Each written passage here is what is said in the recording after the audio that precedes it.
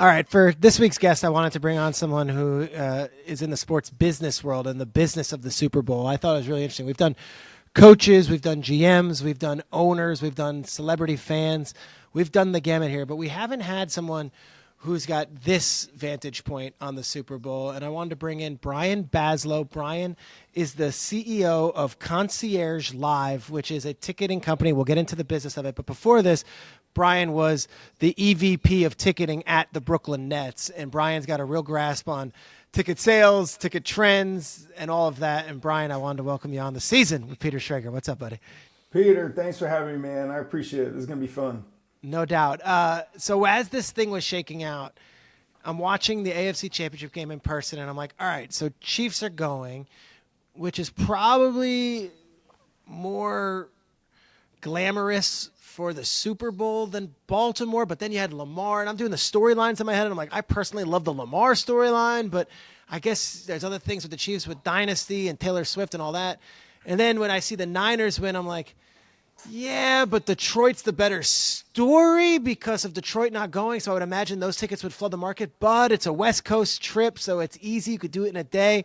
So I'm going to go to you, who knows ticketing inside and out and has devoted a career to it. I saw a headline saying it's the most expensive, hardest to get ticket in Super Bowl history. Take it away, Brian. Explain why and how it shook out that way. Yeah, Peter, that's a great lead in. And this game is an absolute monster. I mean, simply put, it is the most expensive ticket in the history of the Super Bowl so far. And I was doing those same machinations as you, sort of what's going to drive the Super Bowl. You'd think with Kansas City, there'd be a little bit of a been there, done that factor. Sure. Been there 4 times in the last 5 years, but no, man. I mean, there's a confluence of factors, but simply put, it's the most expensive ticket. The get-in ticket, Peter, the least expensive ticket on the first day of sales was $9,000. Is that right? $9,000 to get in the game. I mean, the average price right now even is around $12,000, and there are a couple tickets in excess of $50,000 per ticket. Okay, and you think that's all right? Let's start with the Taylor Swift factor. Is that the casual fan saying, look, I want to go anyway. It's the Chiefs, and if I'm ever going to go, it's the year Taylor Swift. Or is it the, hey, this Chiefs thing might be ending, and this might be the last time, and I want to be there when Mahomes gets his third and we win second straight? Like, is it, if you're weighing out the factors, is it Mahomes and Kelsey in that, or is it Taylor Swift is in the building and it's kind of cool to be there? It's going to be an event that everyone's going to be watching.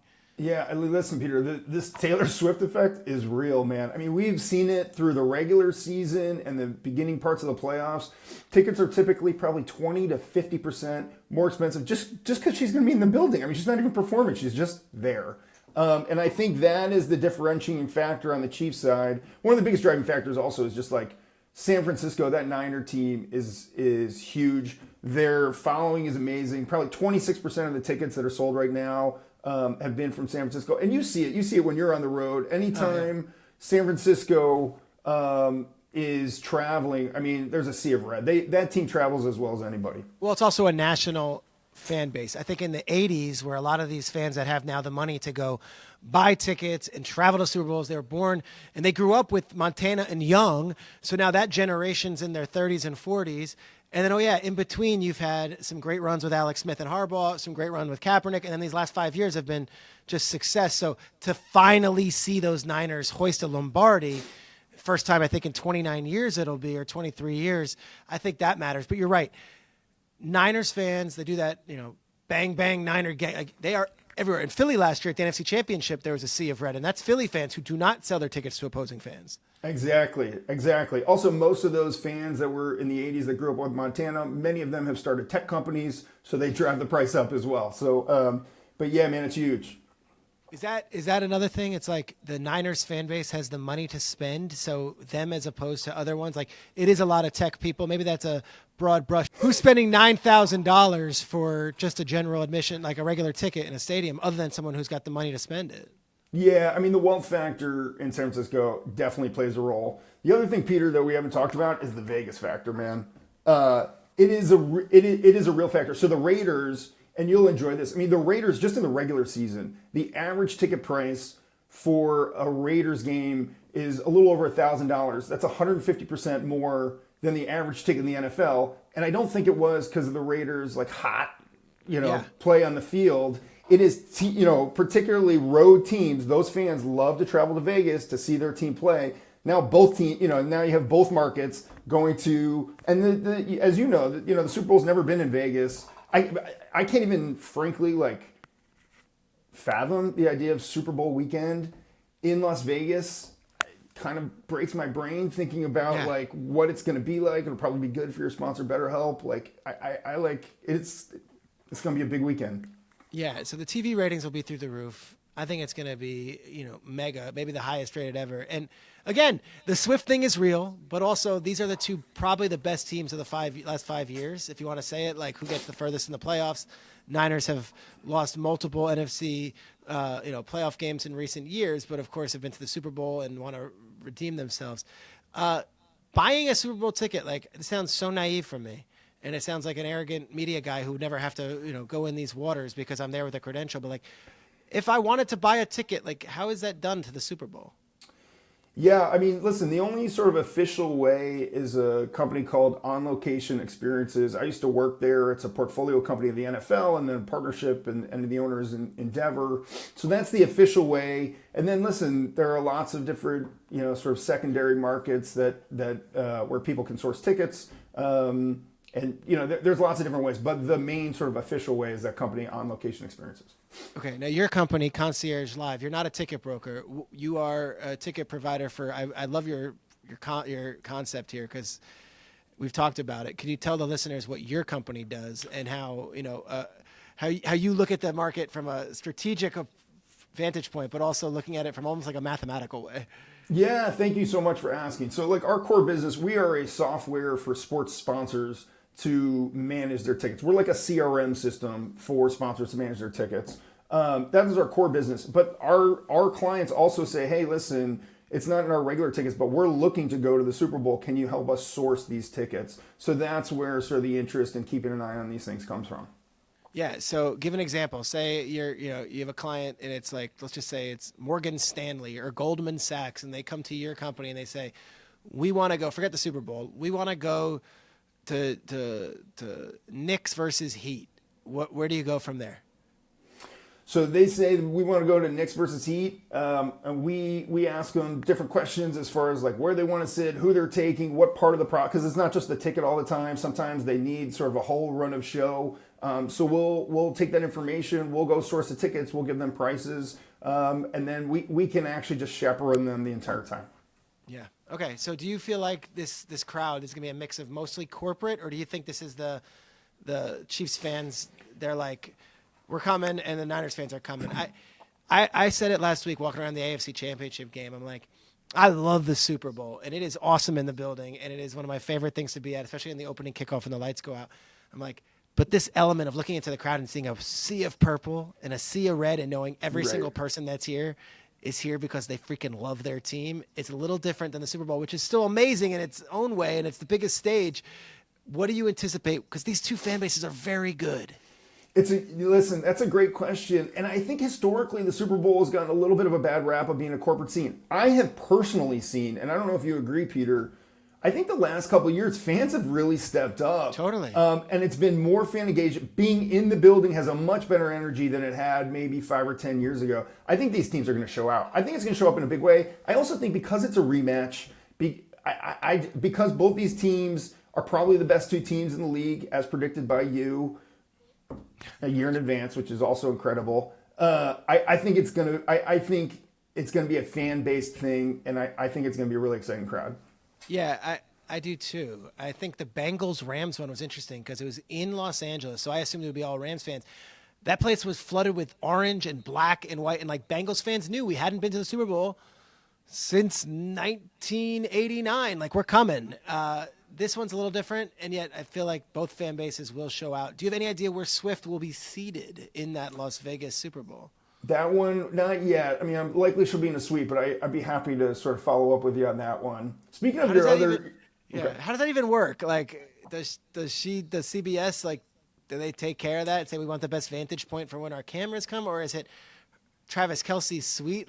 I think that's interesting. Tell them about, because this is the story I heard, that the Super Bowl was in Los Angeles, and all year long, whether it be Kelly Stafford and Matthew Stafford, like some people, or maybe the coaches, maybe McVay, I forget what it was.